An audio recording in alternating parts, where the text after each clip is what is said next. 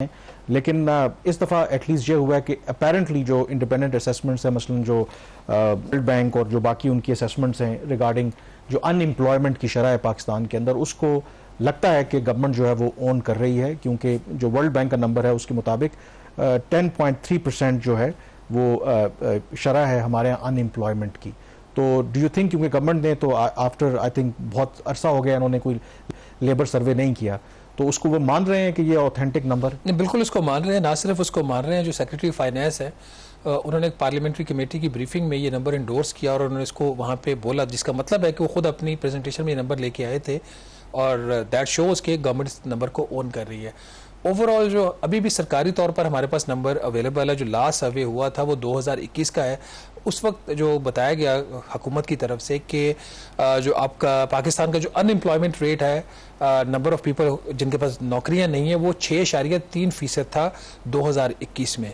और जो पाकिस्तान की इकोनॉमी की जो हालत हुई है पिछले 3 साल में और उसकी वजह से जो बुरा हाल हुआ है लोगों का, उसकी वजह से अब जो वर्ल्ड बैंक का एस्टीमेट आया वो 2024 में जो नंबर है वो बढ़कर 10.3% हो चुका है। इसका मतलब है कि 3 साल में पाकिस्तान में बेरोजगारी में 63% इजाफा हुआ। नहीं, what does that mean in absolute numbers में? अगर आप इसको करें, वो इसका ये आप टोटल पॉपुलेशन पे नहीं निकाल सकते। अच्छा। ये वो इसकी डेफिनेशन ये होती है एम्प्लॉयड की और अनएम्प्लॉयड की, कि वो लोग जो कि मार्केट में अवेलेबल हो नौकरी हासिल करने के लिए।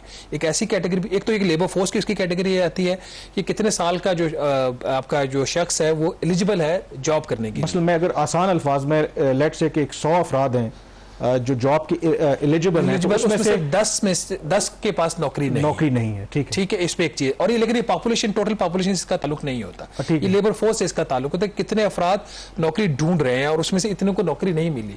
एक और जो चीज इंपॉर्टेंट है जो सेंसस के अंदर भी है, वो नंबर मुझे निकाल नहीं सका मैं भी टाइम की कमी की वजह से, कि पाकिस्तान के अंदर बहुत ज्यादा अफराद ऐसे भी हैं जो नौकरी ना उनके पास है ना वो तलाश कर रहे हैं। वो नंबर इसके अलावा है, नंबर 1।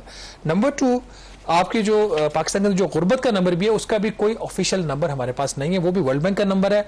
उसमें भी 2024 में इजाफा हुआ है, पहले लेस देन 40% थी, अब वो 40% से ज्यादा गुर्बत की शरह हो गई है। तो 40% गुर्बत की शरह, 10.3% आपकी बेरोजगारी की शरह, और ऊपर से हमने साइन कर लिया है 3 साल का IMF का प्रोग्राम, स्टाफ लेवल एग्रीमेंट उसका हो गया है, जिसकी वजह से गुर्बत में भी इजाफा होगा, बेरोजगारी में भी इजाफा होगा, लोगों में फ्रस्ट्रेशन भी बढ़ेगी, और ये सारे जो आपके सोशो इकोनॉमिक इंडिकेटर जो हम डिस्कस करें वो आपके और ज्यादा डिटीरियोरेट होंगे। और उसमें ऑब्वियसली फिर उसकी जो रिफ्लेक्शन है जो आगे चल के बात भी करेंगे कि जिस तरीके से अब खास करके खैबर पख्तूनख्वा के अंदर और बाकी इलाकों के अंदर जो आए रोज मुख्तलिफ वजूहात की वजह से प्रोटेस्ट हो रहे हैं, वो यही है कि लोगों की जो फ्रस्ट्रेशन है वो बाहर आ रही है। क्योंकि जब आप लोगों को रियासत में स्टेक होल्डर बनाते हैं, अगर तमाम लोगों को नौकरी मिले, वो कारोबार कर रहे हों, तो फिर वो खुद भी चाहते हैं कि जो निज़ाम ज़िंदगी है वो चलता रहे। लेकिन जब आपके स्टेक्स नहीं होंगे, जब मेरे पास रोज़गार नहीं है, करने को कुछ है नहीं है, तो फिर मुझे आप 10 दिन बिठाए रखें,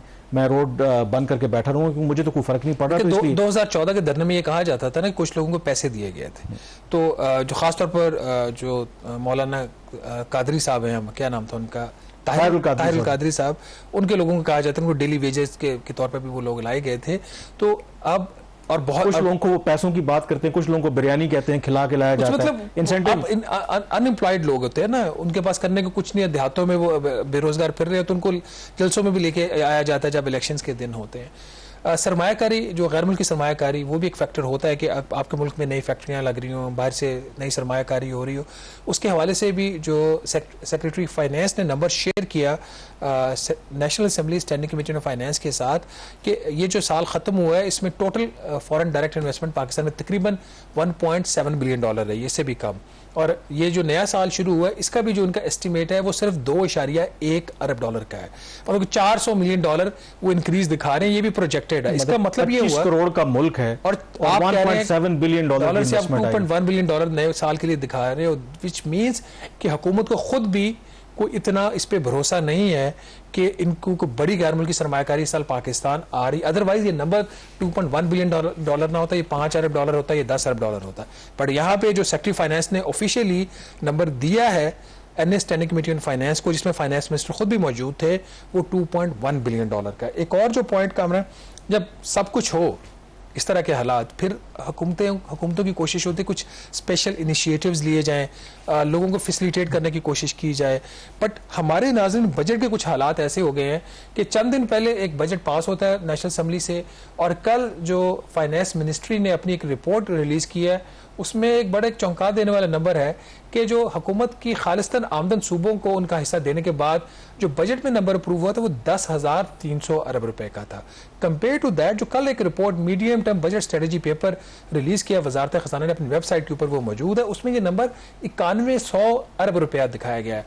अब एक तो ये यहाँ पे आ गई आपकी एक डिस्टॉर्शन नंबर के अंदर आ गई, कोई 1260 अरब रुपए का फर्क आ गया। उसका जो नुकसान है वो ये है कि इस साल हुकूमत ने जो कर्जों के ऊपर सूद की अदायगी है उसके लिए उन्होंने बजट एस्टिमेट किया हुआ है तकरीबन 9800 अरब रुपया, और जो इनका रिवाइज अब नंबर ये दे रहे हैं अपनी खालिस्तान आमदन का वो दे रहे हैं 9100 अरब रुपया। तो हुकूमत का जो नेट आमदन होगी उसकी इस साल जो कर्जों के ऊपर सूद की अदायगी होगी उससे वो तकरीबन 656 अरब रुपया कम होगी। बाकी सरकार का सारा निज़ाम, प्रोटोकॉल्स, गाड़ियां, तनख्वाहें, पेंशन, दिफा, तरक्याती बजट सब कर्ज लेके किया जाएगा।